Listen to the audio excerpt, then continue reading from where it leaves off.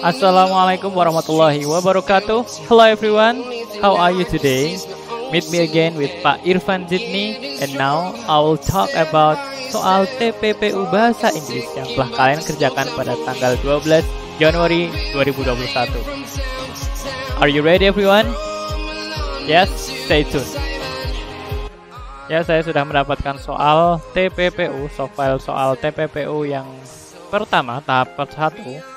Dari sini kita bisa melihat ya, ada total sekitar 30 soal. Ya, kalau kalian kemarin mengerjakan pasti ingat 30 soal.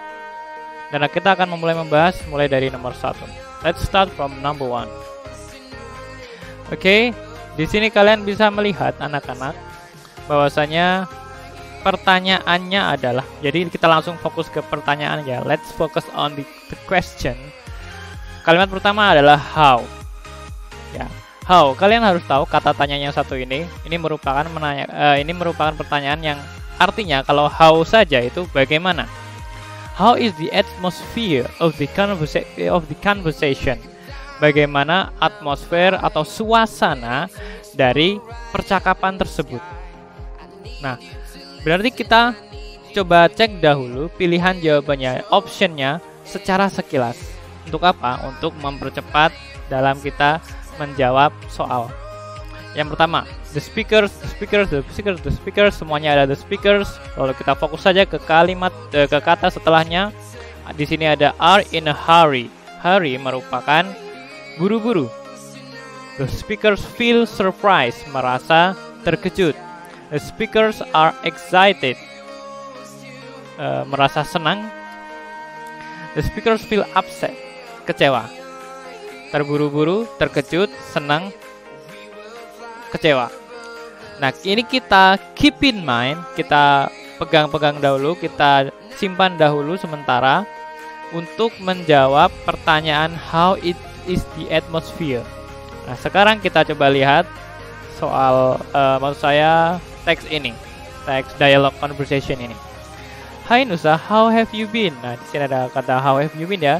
Dari sini kita bisa menebak bahwasanya kata how have you been itu kan biasanya digunakan untuk orang yang baru saja bertemu setelah sekian lama mereka tidak bertemu. Jadi jika mereka merasa kok lama banget sih nggak ketemu, nah mereka akan berkata how have you been. Kalau diartikan ya, bagaimana kabarmu selama ini? Udah lama banget nggak ketemu gitu. Nah, berarti kita bisa simpulkan ya, antara Rara dan Nusa ini mereka udah lama nggak ketemu. Lalu jawab oleh Nusa, pretty good, thanks. And you? I'm good. Dijawab begitu.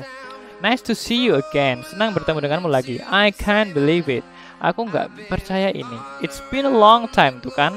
Sudah lama sekali no see, nggak ketemu. Yeah, it's been a while. How is your family? Nah, si Nusa mulai menanyakan keluarganya si Rara. Everyone is great. Semuanya baik-baik saja. I'm really happy to hear that. Dan sampai di sini kalian pasti bisa menebak bahwa suasananya kan saya tadi sudah minta kalian untuk keep in mind, untuk mengingat-ingat dahulu sementara 4 pilihan ini. Terburu-buru, surprise, terkejut, senang, upset, kecewa. Sampai di sini kita bisa menebak bahwa ini senang ya, karena kan udah lama gak ketemu dan dia istilahnya dari kalimat-kalimatnya terlihat bahwa dia suasananya itu senang. Tapi jangan berhenti sampai di sini. Kita cek dulu selanjutnya. Jadi menanyakan kabar, lalu I'm really happy to hear that. Aku senang mendengarnya kalau keluargamu itu sedang baik-baik saja. We have to get together soon. Kita harus ketemu kembali segera. We sure do. Sorry, I have to go now.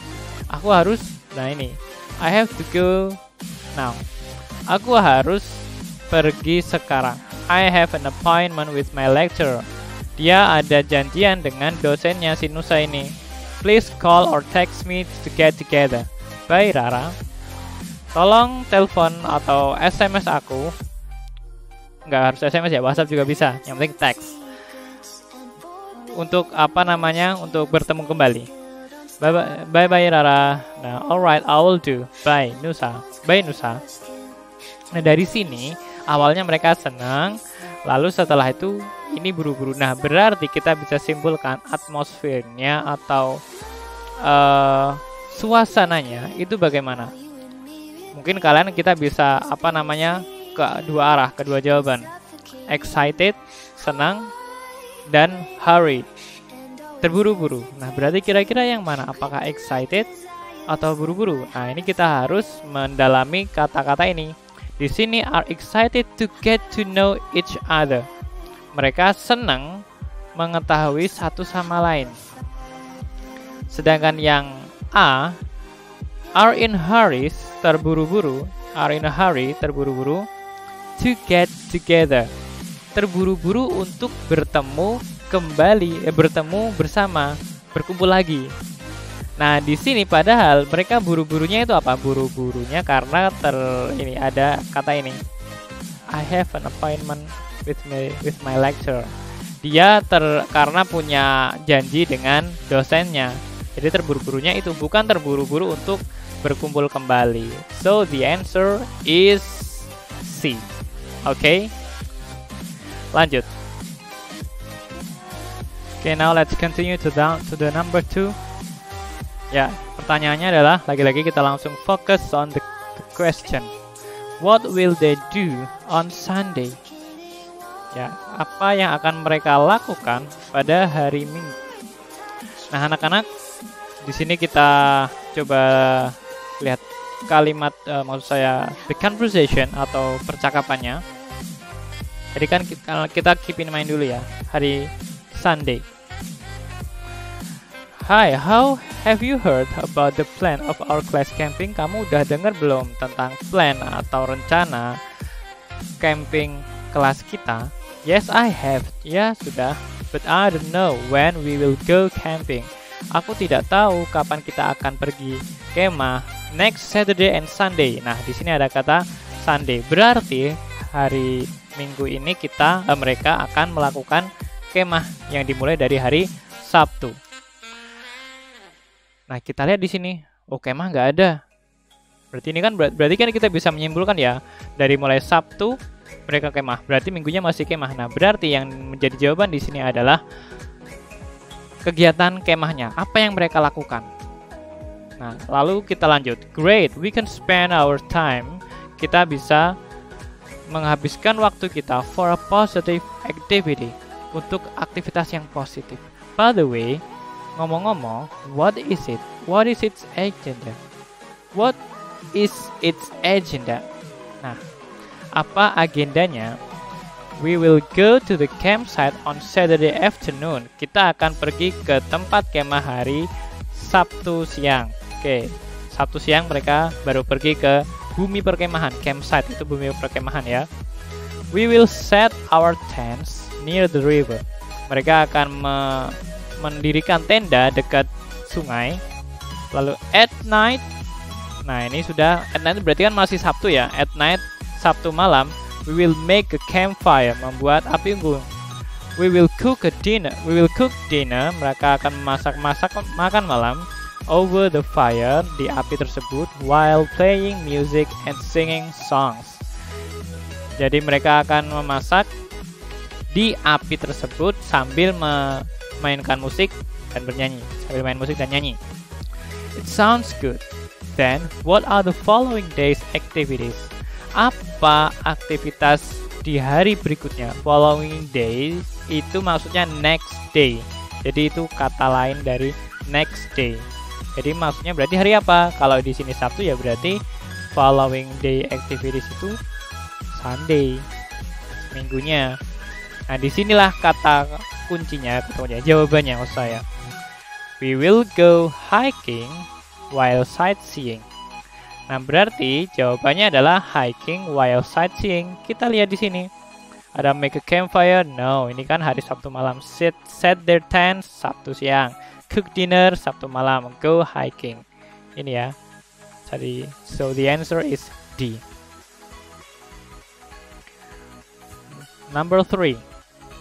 Okay. The question is, by the way, what is its agenda? Apa? Nah, ini kan kalimat yang ada di, nah ini. Iya, yang ada di sini ya. Kalimat yang ada di sini. Yang pertanyaannya adalah, the question is, the underlined word refers to. Nah, kalau kalian bertemu pertanyaan yang ada kata refers to, the underline word refers to, kata yang bergaris bawah, underline itu kan garis bawah, word kata, nah, berarti it's kan, refers itu merujuk. Nah, merujuk pada apa? Kata it's itu kan artinya kepemilikan dari itu ya, miliknya itu, jadi agendanya itu. Ya, it's agenda, agendanya itu. Nah, itu apa? Itu apa? Ya, seperti itulah. Itu apa? Apa ya yang dimaksud itu apa?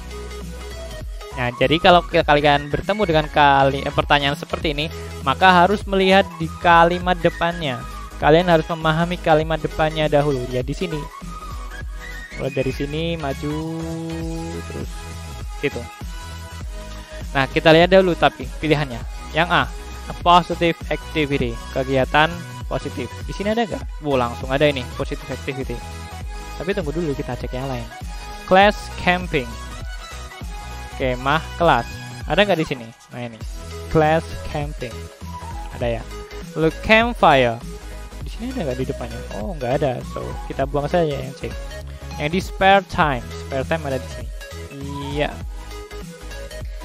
Nah, berarti kalian harus tahu apa yang sedang menjadi pokok pembahasan di kalimat awal-awal ini. Kan tadi sudah saya bahas ya, bahwasanya mereka, si Elsa ini tanya, have you heard about the plan of our class camping? Udah dengar belum tentang rencana kemah kelas kita? Yes, nah berarti kan bahas tentang kemah kelas, oke? Kemah kelas. Yes, I have, but I don't know when we will go camping. Sudah, tapi aku tidak tahu kapan kita kemah. Masih bahas kemah ya, kemah. Next Saturday and Sunday. Besok hari Sabtu dan Minggu. Masih bahas kemah, sama. Great. We can spend our time for a positive activity.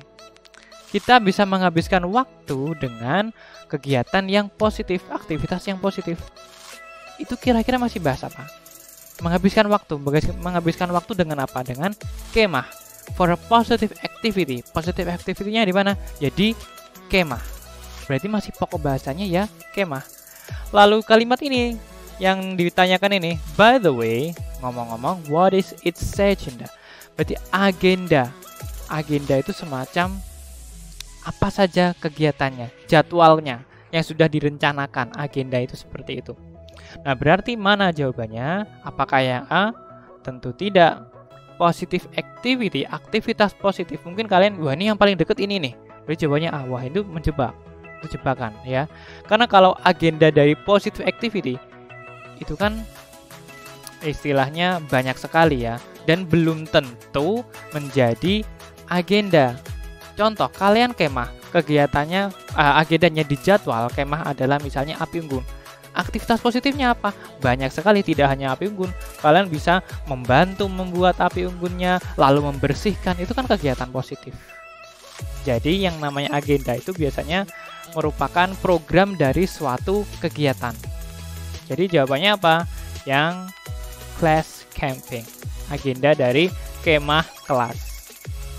So the answer is B. Oke, lanjut number ini number 4.